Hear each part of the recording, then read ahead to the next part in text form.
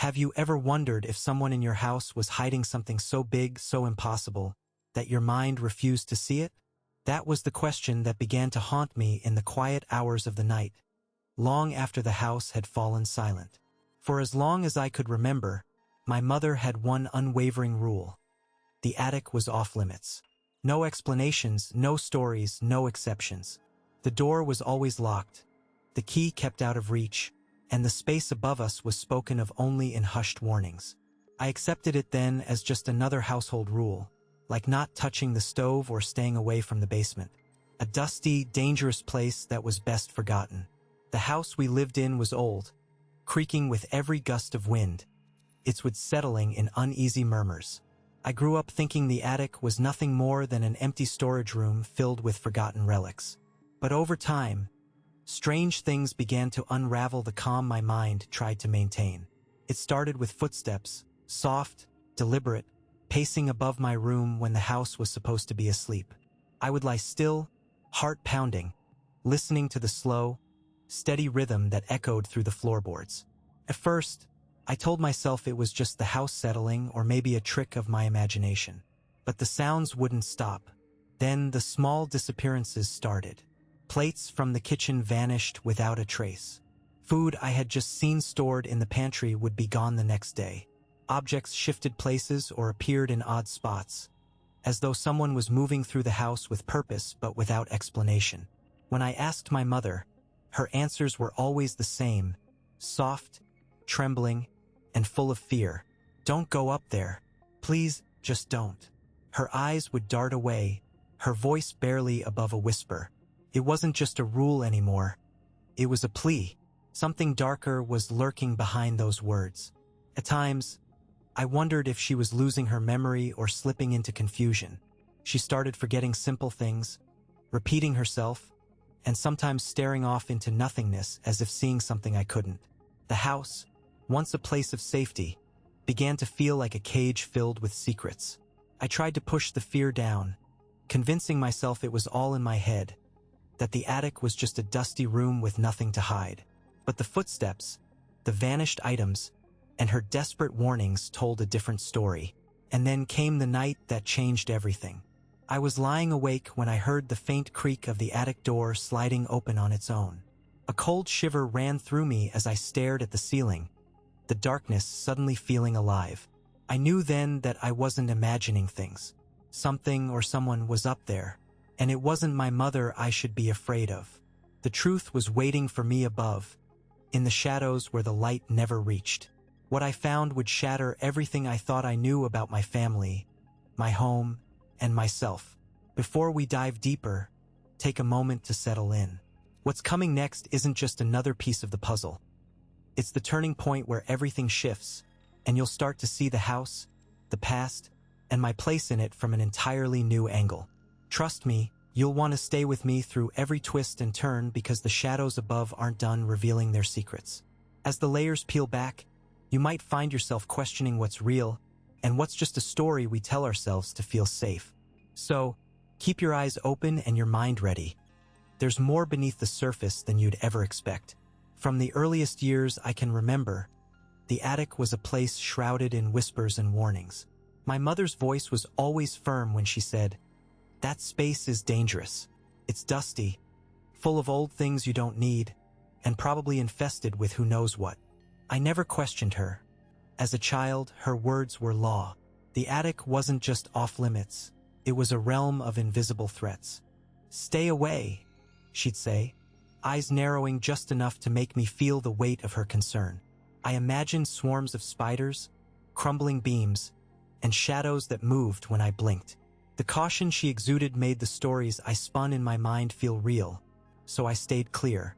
As I grew, so did the peculiar nature of the rule. My friends would dare me to explore the attic, to prove it was nothing but a dusty storage space. But every time I asked Mom why the attic was so forbidden, she deflected with vague reasons. "It's unsafe, you could get hurt, or there's nothing up there for you." Yet the details were always elusive. Sometimes she'd mention the old wiring, other times the creaky floorboards, but never in a way that fully satisfied my curiosity. It was as if the danger was less about the physical and more about something she was desperate to keep hidden. The key to the attic door was kept in a small wooden box, tucked beneath her favorite scarf in the bedroom drawer. I knew where it was but never dared to touch it. The very sight of that key made my heart quicken. It was the ultimate symbol of the rule, a tangible token of her authority. Over time, the key's presence became almost sacred, a fragile barrier between the world I knew and the secrets my mother guarded fiercely. Years passed, and the steady rhythm of life began to change. Subtle shifts in my mother's behavior grew harder to ignore. Her memory started to falter. She would forget appointments, misplace everyday objects, or repeat the same stories during dinner. Sometimes, she'd seem lost in thought, her eyes distant, as if trying to grasp something just beyond reach. But through all this, the attic key remained her obsession. No matter how scattered her mind became, she clutched that key like a lifeline, guarding it with an intensity that seemed almost desperate. I watched her one afternoon, sitting by the window, her hands trembling slightly as she fingered the key. "Why do you hold onto it so tightly?" I asked gently, but she only smiled faintly and said, "Some things are better left alone." Her words felt like a warning, but also a confession. The contrast was haunting. A mother losing pieces of herself, but never this one. Her forgetfulness made the attic rule seem less about protection and more about fear. Something she was terrified would unravel if I ever crossed that threshold. The more I saw her slip away in small ways, the more I wondered why this one command remained etched in her mind, unyielding and absolute. Was the attic truly dangerous? Or was it a secret too heavy for her to share? A burden she carried alone? Now, standing at the edge of adulthood, that childhood rule feels less like a simple prohibition and more like a puzzle piece I'm desperate to fit into a larger, darker picture. The attic is no longer just dusty and infested. It pulses with the weight of untold stories and silenced truths. Why would someone with fading memory remember only one thing? Keep me out of the attic. Since that unsettling realization about the attic, subtle changes began creeping into my daily life, as if the house itself was whispering secrets just beyond my grasp. It started with the food. I noticed it first one evening when I reached for the loaf of bread in the pantry, only to find the bag lighter than I expected. At first, I chalked it up to my own forgetfulness, assuming I had eaten more than I remembered or that someone else in the house had. But the pattern grew impossible to ignore. Leftover slices of pie vanished overnight. A half-open jar of peanut butter was found nearly empty, even though I was certain I hadn't touched it. The fridge seemed less like a static storage space and more like a revolving door for invisible guests. Around the same time, the thermostat began acting strangely. I would set it to a comfortable temperature before leaving the house, only to return and find it dialed down several degrees. On chilly mornings, the air felt colder than usual, despite my efforts to keep the heat steady. Sometimes it was inexplicably warmer, as if someone else was adjusting the settings to their liking. I even caught myself wondering if the house was playing tricks on me. Could the thermostat have malfunctioned? But the timing of these changes, coinciding with the missing food, felt too deliberate to be accidental. More unsettling than the shifting food and temperature were the little movements of objects around the house. My keys, which I always left on the kitchen counter, occasionally appeared on the windowsill or tucked between books on the living room shelf. Small items, pens, a pair of glasses, a notebook, were subtly displaced, never far, but enough to make me question my own memory. I began to keep a mental inventory of where things belonged, only to find the order disrupted again the next day. It was as if an unseen presence was moving through my life, rearranging it to its own rhythm. Then came the footsteps. At first, I thought it was the house settling, the kind of creaks and groans an old building makes when the temperature drops or the wind picks up. But these were different. Clear, deliberate steps above me, pacing back and forth in the attic space around the exact same time every night, 3:17 a.m. The sound was faint but unmistakable, a slow, steady rhythm that broke the usual silence. I would hold my breath, straining to hear if the footsteps would continue, stop, or retreat. Sometimes, I thought I caught a whisper, a soft murmur lost in the darkness. The more I noticed, the more I felt like I was being watched, or at least observed. The house, once a place of refuge, felt less familiar, more like a stage for something unseen. Objects moved, temperatures shifted, food disappeared, and those footsteps echoed like a heartbeat I couldn't ignore. I wasn't sure if I was in danger or merely a witness to something beyond my understanding. If you're still with me, pay attention. This is where everything I thought I understood starts breaking apart. That night, unable to shake the growing unease, I decided I had to confront whatever was behind those noises. I set up a chair facing the attic door, determined to watch and wait. I kept my phone's flashlight ready, fingers tense, eyes fixed on the old wooden door that had guarded so many secrets for so long. The house held its breath with me, and as the clock edged closer to 3:17, I prepared to face whatever truth was hiding just beyond that threshold. A heavy silence settled over the house, thick and suffocating. As the minutes crawled by, my heart pounded a frantic rhythm, each beat echoing in my ears louder than the last.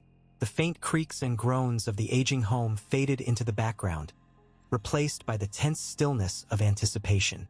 The clock's ticking seemed to slow, stretching every second into an eternity. Then, without warning, a soft, almost imperceptible click sliced through the quiet. I froze, breath caught in my throat.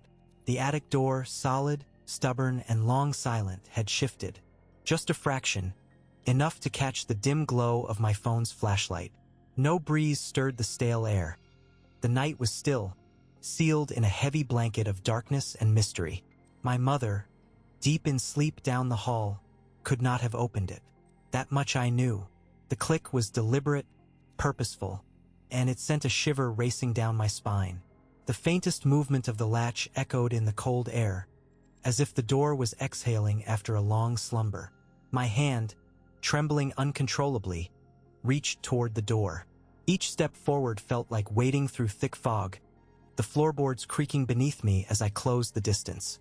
Shadows played tricks on my eyes, warping the familiar into something alien and threatening. The beam from my phone's light flickered, barely illuminating the rough grain of the wood, the chipped paint, the rusted hinges. A sudden chill prickled the back of my neck, the kind that crawls under your skin and settles deep into your bones. I swallowed hard, my voice caught somewhere between a whisper and a gasp. My fingers grazed the cold surface of the door, the texture rough and unyielding. Just as I braced myself to push it open, the attic door slammed shut with a violent thud that vibrated through the floor and rattled the windows. The sound was deafening in the stillness. An accusation, a warning, a challenge. It wasn't the wind. It wasn't a trick of the house. It was deliberate, forceful, and full of intention. The sudden slam jerked me backward, heart hammering wildly against my ribs as adrenaline surged through my veins. I stumbled, nearly dropping my phone, the beam flickering wildly as darkness reclaimed the doorway. I stood frozen, eyes wide, mouth dry as dust. The silence returned, but it was different now. Heavy, expectant, charged with something unseen. My mind raced, desperately trying to rationalize what had just happened. But no explanation fit. The house was still. The only sound was my ragged breathing, the rapid thump of my pulse, and the distant, even breaths of my mother asleep in the next room. That was the moment the truth slammed into me harder than the door ever could. This wasn't a misunderstanding, a creak of old wood, or a trick of the night. Someone was up there. Someone had been living or hiding or watching from the attic's shadowed depths. And now they knew I was awake. The silence in the house stretched thin, taut like a wire ready to snap. I sat frozen, heart pounding so loud it threatened to drown out everything else. The attic door was still closed, shadows pooling beneath it. I wanted to call out, to demand answers, but my voice stuck in my throat. Instead, I waited, straining to catch any sound. Then, footsteps, soft, hesitant, moving down the hall outside my door. My breath caught, the doorknob rattled gently, and the door creaked open. My mother appeared, her face pale but composed, eyes dark with something I couldn't place. She looked right through me, as if I were some ghost haunting the same house, a visitor she didn't expect. "Stop making noise, Daniel," she hissed sharply, her voice low, urgent. Too urgent. I froze. Daniel? The name hung in the air, heavy and impossible. Daniel was supposed to be dead. My mother's brother, who had vanished 30 years ago, whose death had always been spoken of in hushed tones. A closed chapter never to be reopened. Yet she had just called out to him like he was right there in the house. "Mom!" I whispered, voice trembling. "Who's Daniel?" Her eyes snapped to mine, wide with panic. She swallowed hard, her lips pressed into a thin line. For a moment, she said nothing. Then, with a shaky breath, she forced a smile that didn't reach her eyes. "You must have misheard," she said quickly, almost too quickly. "There's no one named Daniel here." "No," I said, my voice rising despite myself. "You just said it. You called out to Daniel." She looked away, her hands trembling slightly. "Daniel died a long time ago," she murmured, almost to herself. "You're imagining things." I shook my head, disbelief and confusion twisting inside me. "I'm not imagining anything. I heard you. Who else could you have been talking to?" Her face crumpled, panic blooming like a dark flower. "You need to rest," she said, voice cracking. "It's late. You're tired and stressed. Maybe the shadows are playing tricks on you." But I knew it wasn't the shadows. This was something else entirely. Something I wasn't prepared to face. "Tell me the truth," I insisted, stepping closer. "Who is Daniel? Why did you call him?" She looked at me then, her eyes brimming with tears she refused to let fall. "Daniel was my brother," she said softly. "But he's gone. He's been gone for decades. You're not supposed to ask about him." I felt a chill run down my spine. Why was she so afraid? What was she hiding? I wanted to press further, to unravel the truth tangled in the silence between us, but the words caught in my throat. The house felt colder suddenly, as if the walls themselves held their breath. Have you ever had a moment where a family member's lie suddenly felt too real? Let me know in the comments. My mind raced, piecing together fragments of stories I'd heard as a child, half-glimpsed photographs tucked away in dusty drawers, whispered warnings from relatives who seemed too eager to change the subject. If Daniel died 30 years ago, how could my mother have spoken to him just now? Who was she really talking to in the dead of night? The question echoed through the empty halls, unanswered and haunting. If Daniel died, then who was she talking to? The house felt heavier as I moved from room to room, each step stirring dust motes that floated like tiny ghosts in the waning afternoon light. I needed answers, and the only place left to look was the study. A cramped space lined with shelves sagging under the weight of leather-bound ledgers and brittle files. The air was thick with the smell of aged paper and something else, something metallic and faintly sour that made my skin prickle. I pulled open a drawer in the old oak desk and found a stack of yellow documents tied with a fraying ribbon. The top sheet was a faded photograph, edges curling inward, showing a man whose face had been blurred beyond recognition. The figure stood stiffly, hands clasped in front, wearing a suit that seemed stretched thin with age. I flipped the photo over, hoping for a name, a date, anything. But the back was blank except for a small scratch that looked almost like a cryptic letter H. Beneath the photo, I uncovered a bundle of letters, their envelopes brittle and stained. The handwriting was elegant but jagged, the ink smudged in places as though the writer's hand had trembled with urgency or fear. One letter caught my eye. It was dated just days before Daniel's supposed death. The message was vague but unsettling. "He must stay, no matter the cost. The outside is not safe." My heart thudded in my chest. Who was he, and why did it feel like a warning or worse, a threat? I sifted through more papers until I found a medical record, official-looking, with typed entries and stamped seals. The patient's name was Daniel, matching the man from the photographs, but the record ended abruptly. There was no death certificate, no final note, only a line crossed out and replaced with the phrase, "Patient lost to follow up." It was as if someone had deliberately erased the conclusion of his story. On the desk, tucked beneath the papers, lay a folded piece of notebook paper torn from a spiral binder. The message was hastily scrawled in a handwriting that felt unfamiliar, jagged and uneven, almost as if written in haste or distress. The words chilled me. "He cannot leave." I traced the letters with trembling fingers, the ink slightly smeared, as though the writer had pressed down too hard or wiped away tears. A sudden shiver ran down my spine, and I glanced around the room, half expecting someone to appear in the doorway. The silence pressed in, thick and suffocating, broken only by the faint creak of settling wood. I tried to steady my breathing, but the unease was creeping deep into my bones, twisting my thoughts into anxious knots. I moved toward the staircase leading to the attic, drawn by a mix of dread and determination. The steps groaned under my weight as I ascended, the narrow passage growing colder, darker with each motion upward. Just as I reached the top, a sound froze me in place. A slow, heavy breathing, shallow and deliberate, coming from somewhere just beyond the rafters. My pulse hammered in my ears, eyes straining to pierce the gloom. The breathing stopped abruptly, replaced by a silence so intense it felt deafening. I stood there, heart hammering, caught between the urge to flee and the need to uncover the truth hiding under the roof of this house. The heavy wooden door groaned in protest as I gripped its iron handle, the rusted bolts grinding against their sockets. My knuckles whitened with the effort, but finally, the door gave way with a reluctant creak. A cloud of dust erupted, swirling in the pale beam of my flashlight like ancient ghosts dancing in slow motion.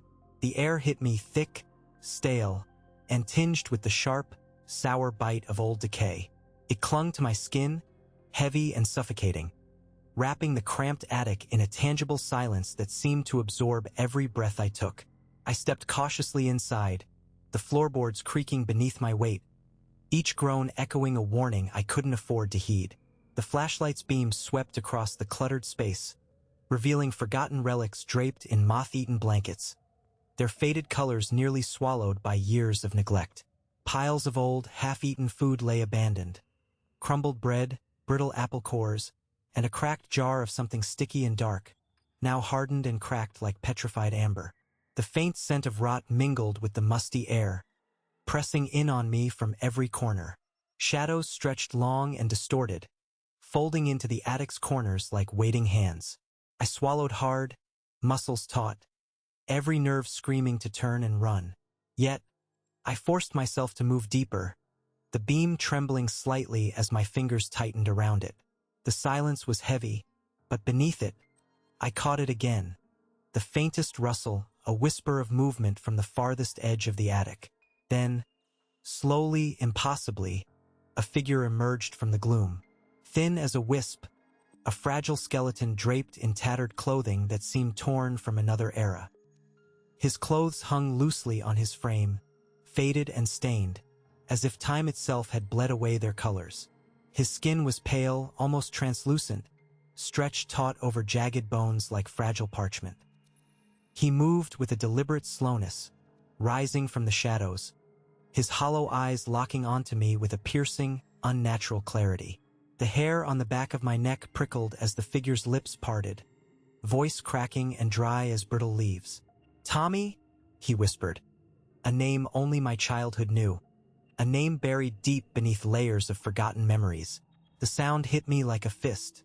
His recognition was an impossibility, yet undeniable. How could this ghost, this haunting remnant of a forgotten past, know me? My breath caught, heart stuttering in my chest as dread and disbelief tangled into a knot of terror.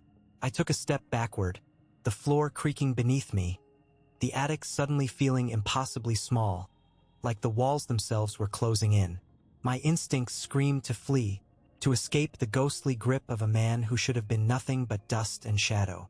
My legs moved before my mind could protest, my body turning away as I scrambled toward the narrow stairs. But before I could reach the first step, his voice cut through the silence again. A low, urgent murmur that stopped me cold, froze me in place, trembling. "Don't run, Tommy. You left me here." The room felt impossibly small, the air thick with unspoken truths. My mother's hands trembled as she clutched the edge of the table, eyes fixed somewhere beyond the walls that contained us. "Tommy?" she began, her voice barely above a whisper. There's something you need to understand, something I buried deep for 30 years. Her breath hitched, and I waited, my heart hammering like a trapped bird. He never died, she said, her words hanging in the room like a shroud. Your uncle. He's been here all this time. I blinked, confusion and disbelief mixing in my veins. But how? Why? We were told he died in that accident. Her lips pressed into a thin line. That was the lie I told everyone. The only way to protect us. She looked at me then, eyes glistening with decades of regret. He did something terrible. Something violent, something no one could forgive. If the truth came out, it would have destroyed our family's name, our lives. So I hid him, locked away like a secret too dangerous to surface. The weight of her confession settled over me, cold and suffocating. You hid him? All these years? I whispered, struggling to grasp the magnitude of what I was hearing. Yes, she nodded, voice breaking. I kept him hidden in the old part of the house, away from everyone. I convinced myself it was for the best, that I was protecting you and your siblings from his darkness. Her gaze dropped. But now he's slipping again. Unpredictable. The shadows I thought I'd locked away are creeping back. I swallowed hard, the tension in the room thickening. What's he doing now? What's wrong? She hesitated, then exhaled sharply. He's been restless, agitated. Last night, he spoke to me like I was the only person in the world who could hear him, the only one who mattered. He told me things, Tommy, things I never wanted to hear again. Her voice cracked under the weight of those words. My mind raced, trying to piece together the fragments of a nightmare I never knew existed. What did he say? She reached out, gripping my arm tightly, eyes wide with fear. He told me what he planned to do next. A shiver ran down my spine, the room seeming to close in tighter. My mother's face was pale, her voice barely a breath. He's going to finish what he started all those years ago. The silence that followed was deafening, broken only by the distant ticking of the old clock on the wall. My instincts screamed danger, but the truth was more terrifying than anything I could have imagined. The man we thought was gone had been lurking in the shadows, and now, his darkness was ready to consume us all once again. The attic was stifling, the air thick with years of dust and unspoken horrors. I stood between my mother and my uncle, two figures locked in a silent war that had finally erupted into something raw and violent.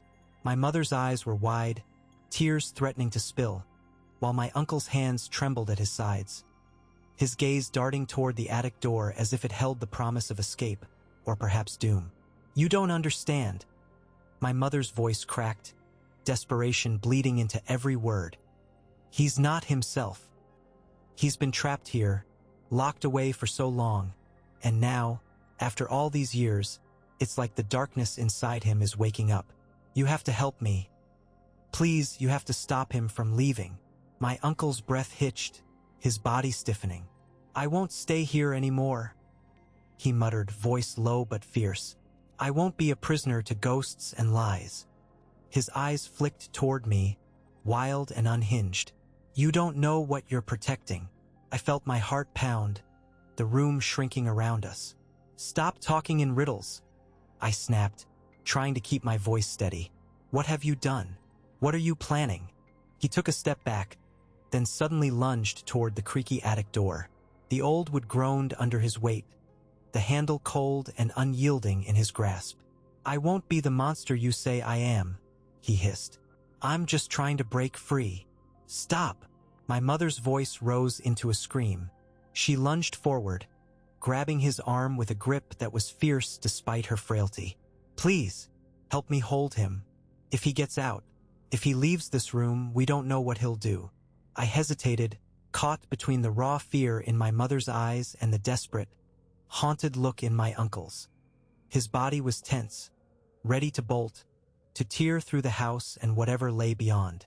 Yet my mother's trembling hands clung to him, pleading for salvation. I'm not your enemy, my uncle growled, struggling against her hold. You're the one who locked me away, who hid the truth from me. The air crackled with years of resentment and pain. "You never wanted help?" My mother spat back. "You wanted control, chaos. You wanted to destroy what little family we had left." His face twisted in anger and sorrow. "You never understood me. You never tried." His voice dropped to a whisper, haunted and raw. "I'm not the man you think I am. I'm just a shadow of what I was. What you made me." I stepped closer, trying to find some thread of truth in their venomous exchange. "What happened all those years ago? Why were you locked here? What secret are you both hiding?" My mother's eyes darted to mine, pleading silently. "Some truths are too dangerous to face." But my uncle laughed, bitter and hollow. "The truth will set you free? No. Chains you to your guilt, your fear. I'm the proof." Suddenly, he twisted free from my mother's grasp, stepping toward the door once more, his eyes blazing with a desperate fire. "I'm leaving, and if you try to stop me..." His voice broke, thick with rage and pain. "I won't be responsible for what happens next." My mother dropped to her knees, hands outstretched. "Please, don't make me lose him again. Help me stop him before it's too late." I was frozen, torn between the woman who had raised me and the man whose shadow had haunted my dreams. The weight of their pain, their secrets, pressed down on me like a suffocating storm. My mind screamed for clarity, for a choice that might save us all. I realized then, in that suffocating attic filled with fear and fury, I had to choose who I believed and who I feared more. The silence that settled after the confrontation in the attic was heavier than any sound could have been. I sat there, heart pounding, the woman who raised me trembling in front of me, her eyes gleaming with a mixture of desperation and sorrow. The man, the shadow that had haunted my dreams, had vanished into the darkness below, leaving me alone with the fragments of truth I had just uncovered. The puzzle pieces of my family's past, once scattered and incomprehensible, were beginning to fit together, but the picture they formed was far more unsettling than I had ever imagined. As I traced the fading lines of her confession, I realized how deeply the secrets had shaped every moment of my childhood, every strained smile, and every whispered argument. My mother's silence was not merely protective. It was a barricade, a fortress built to guard something so dark that admitting it could shatter everything. Yet, in her eyes, I saw the unbearable weight of guilt, the exhaustion of years spent hiding a truth that was neither simple nor clean. I understood then that my fear of the man was not just about him, but about the fragile balance she had tried to maintain between preservation and pain. The attic had been the epicenter of that balance, a physical and symbolic vault where shadows and memories collided. But as I reached to close the heavy door behind me, my fingers brushed against something cold and metallic tucked beneath a loose floorboard. A key. It was small, unassuming, but the tag attached to it was clear, almost mocking in its simplicity. Basement. A chill ran down my spine as I held the key, the weight of it suddenly heavier than before. If the attic held the secrets she had been willing to reveal, what was lurking in the basement? Another locked door, another layer of mystery, another chapter of a story I had only just begun to understand. The presence of this second key shattered any illusion I had of closure. The truth was far from finished with me. My mind raced, torn between dread and a stubborn need for answers. The basement was a place I had avoided for years. A dark, cold space beneath the house that seemed to breathe with its own secrets. What would I find there? Objects, memories, or perhaps more confessions? What part of my family's fractured history waited in the shadows, just beyond reach? This revelation forced me to reconsider everything I thought I knew. My mother was not just a victim or a protector, but a keeper of intricate, painful legacies. The man I feared was more than a specter. He was a catalyst for unspoken truths that still demanded confrontation. And me, I was no longer a passive observer but an inheritor of this tangled narrative, tasked with digging deeper, understanding more, and perhaps finally breaking the cycle. I sat back, the key cool in my palm, and allowed the flood of emotions to wash over me. Fear, sorrow, anger, but also a strange relief. Though the path ahead was uncertain and dark, There was a promise of clarity. The attic had been the first door. Now the basement awaited. If you want the continuation of what I found next, let me know in the comments. Because the story didn't end here.